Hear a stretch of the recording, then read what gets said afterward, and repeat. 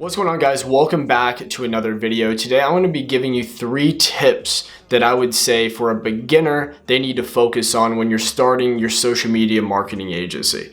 So if you guys are new to my channel and who it is that I am, my name is Elliot Drake. I'm a 20-year-old entrepreneur. I've been running a marketing agency for about 4.5 years now, and it's allowed me to get into multiple other businesses in the online space. And this channel is all about how to help you succeed online. And so I'm making this video not only for the beginners, but also for the people that are in the day-to-day. And this might help you just kind of, if you're struggling, you might have some clients to understand the fundamentals and how you guys can actually grow and make things better in your business. So let's jump right into it. The first thing that I would say for beginners is, and they overlook this. So a lot of you beginners, what you're doing is you're going around all these YouTube channels, you're trying to find the best niche, you're trying to find the best offer, and you're just going after what everyone tells you to do. But at the end of the day, what are you trying to build this agency for? Are you trying to build it to be short term? Are you like the end goal? And what I always want to strive for is I want to build a business that is going to be around for a long time. And so why do I say that? Is I see all these people, they are finding these videos and they're starting their social media marketing agency and then going out and trying to pitch clients that they hear is the best niche, like say real estate agents. Little preface here, I'm not saying that any of these are bad and they don't work, just take them for the sake of the example in the video. So they watch a video on YouTube, they say real estate agents do Facebook ads to get them leads. Great. Right? But they don't do any prior research. And so that's really important, is that whenever you're picking your niche or in your offer, the most important thing that you should do with starting any business is do market research. Your very first step as a beginner needs to be diving into research. Pick 3 to 4 niches to start, right? Pick those, write them down, and literally spend all of your time at the start learning about each one of these niches, figuring out the ins and outs of them. Who is their target customer? Why does their target customer buy? Who are they? What is their business model like? And then really dissect what are the issues that the niche is having. Go and talk to people. Go to the niche and ask them what their biggest problem is because a lot of people struggle to get clients and they struggle to start because they don't even understand the market that they're going after. They just watched a video and they said, real estate agents need Facebook ads to get buyer leads and that you need to charge them, $1,000 ad spend and $1,000 to manage it, right? And that might be all well and good, but you're missing the core principle, and you need to understand and do that market research so then you're able to be successful. And that is going to benchmark everything in the growth of your business, right? Because one niche, like for instance, I was on a call with somebody the other day and he was asking for some advice. And he was saying that he was going after dental practices and doing Facebook ads, and he already had a client and stuff, but he's like, this niche seems kind of competitive. And so I was like, so why do people buy from you? What are your service offerings? And he said, Facebook ads and SEO. I said, great. So, but the thing is before you're starting, you probably don't have a lot of experience. But say you do have an experience, find research to see what niche needs your skill the most. But if you're just starting out, you have no skill, you don't know what niche you want to go after, and you have no idea what to do research, find a niche that you can fit into, and then ask them lots of questions. Figure out where is the distortion in that market and what offer can I bring to the table that they really need and are willing to pay for, right? So one thing that our agency is very focused on right now is how can we craft offers and build tools and softwares to basically bring automated lead generation for them that's going to get the massive amount of impact as well at an affordable price. Because if you're at an affordable price and you get them an insane amount of results, that's going to be different in the market. Obviously, you can go at more of the high scale, which we have Fortune 500 companies, right? But they're very different. Fortune 500 companies that are $10,000 a month plus, the amount of work that goes into that client to make them happy is a lot. You have to have lots of reports. You have to have all of these different things to be able to make that client happy and keep them. So what I would encourage, especially when you're starting, is do the research, find out what service offerings makes the most sense. So for Facebook ads, right? Who really would need Facebook ads? Or SEO? Who would need SEO, right? So one example is that, search engine optimization, it takes a long time for a client to see the results from that, 90 days normally at least. And how competitive is that market? If it's a local brick and mortar, SEO is not going to be the best thing. You would want to sell them, say, GMB, Google My Business, because that's just going to be a much better service. So you see what I'm trying to say here is that your first thing needs to be, doing the research, finding out where you have the distortion in the market. And once you find that signal, right? Only then, once you find that signal to where you're like, holy cow, this offer is going to be perfect. You've talked to people. They said, yeah, that'd be amazing. At that specific price point, look at what other agencies are charging. Figure out, ask them pricing, right? Go and actually do the research. Like, the reason I'm elaborating on this so much is because it is so missed. Everyone is in such a big rush to just go at it, and they go at it without the foundations built. And then what happens? They're not getting clients because their offer and their messaging is not resonating with the niche. So they think it's them, they get discouraged and they fail, right? Like, one of my main mentors that had talked to me, from the time I was little, he's a commercial real estate investor. Very, very successful. Blessed to have been a family friend. And until I started down this journey in business, I understood it, but I never really understood this concept that he told me, is that the reason why people fail in life, like, I would always go into his office. He has a nice house in the lake, and the whole office is the whole garage is an office. And he always had this ladder that was hanging on the wall. He'd say, Elliot, he'd walk over the wall, grab the ladder off the wall, and come set it in the middle of the floor. And he said, Elliot, do you know why people are not successful, or why people fail? And I said, why? And he said, people look at the top of the ladder and they do one or two things. They try to jump all the way to the top and they fall because it's just impossible to jump all the way to the top of the ladder.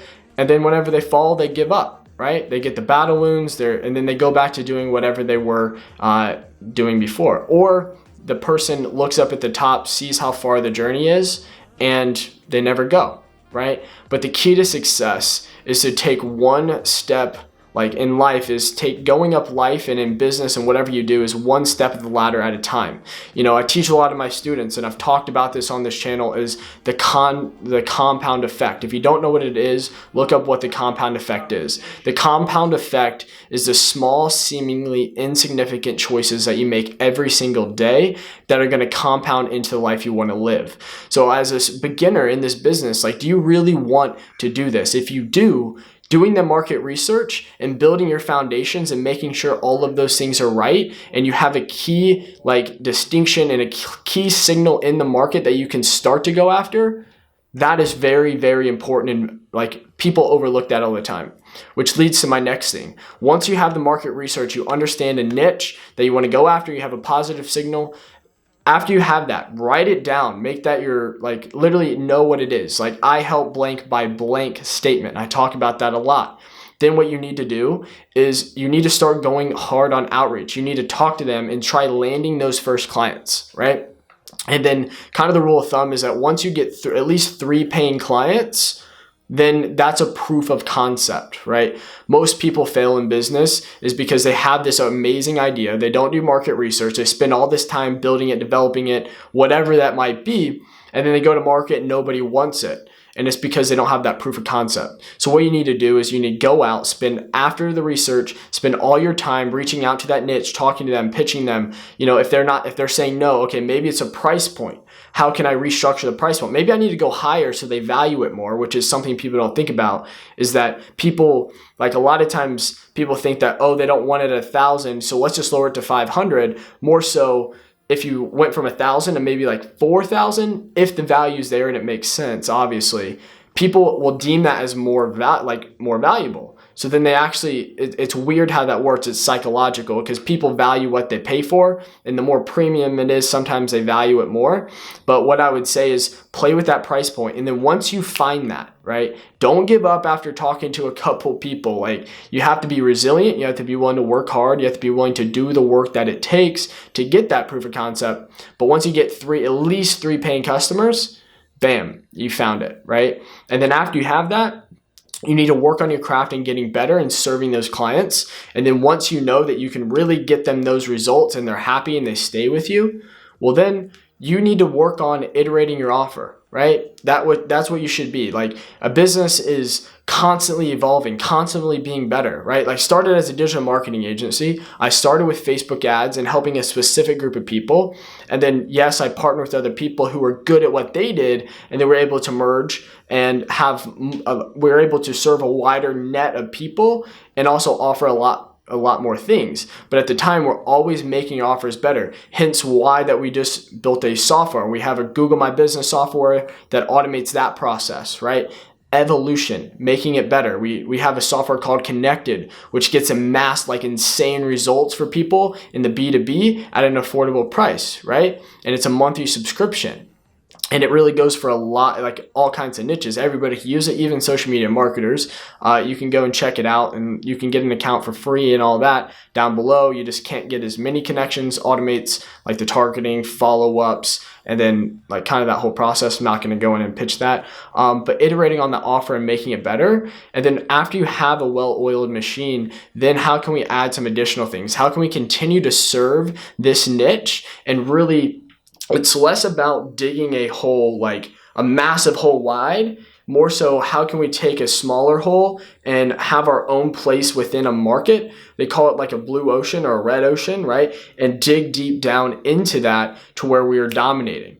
That is the key. And what you guys, those are the three tips: market research, like doing outreach, whether you're doing it from LinkedIn, whether you're cold calling, whether you're walking into businesses. Like, outreach, there's so many different ways. Everyone's like everyone has so many different ways. Little insight, we get a lot of our business from LinkedIn, right?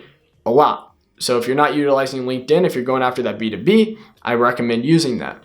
And then the third thing is, how can we always be iterating on our offer and adding more, like iterate on the offer, make that one perfect to where then you're still getting clients, right? But then how can we introduce more things? How can we add to our value ladder, right? A value ladder is like, what's a free bait that we give them? Maybe we give them a free, audit or whatever. I'm not a fan of like free trials because, like I said earlier, people don't value what they don't pay for. Just like with my students, we give them massive amounts of value, but I don't do that for free. I do YouTube for free. And just like an insight is, I give lots of value on YouTube for free, right? But I give lots of value because like this is really my passion project. But then if people want to work with us one-on-one, we open up our whole company to them. Coaches, mentors, full trainings, everything. But we make them pay for that because they won't value it for free. I've tested it. The people who I've given the program for free, they don't get the results. The people who paid the premium for it, they're emotionally and financially attached to it. So they're going to work hard and actually take what we teach them in our mentorship and take it seriously and get results. So that's my advice for the people that are starting out, to be honest. It's a road. You have to be willing to put in the work. And don't take shortcuts. Like, how you do anything is how you do everything. And so some more just like quick advice is like, what does your habits look like? Are you taking care of your health? Are you like, who do you surround yourself with? Because the market is also filled, like this space and like, make money online space is filled with all these people that are just screaming all these things at you and making it seem like it's super easy. Just do this one little hack and be successful. But it's not that. Like, my focus is how can I help people actually build a business that's around for a long time and, reap the actual benefits of a business. You know what I mean? And so be willing to work hard, surround yourself with good people because you are a spitting image of the 5 closest people that are around you. That is so true.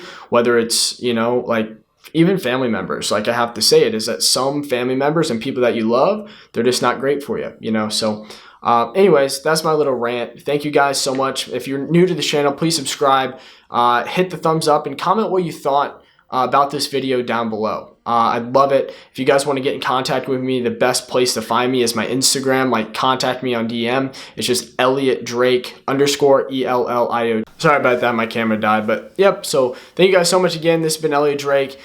Stay tuned for the next video. So see you guys soon. Peace.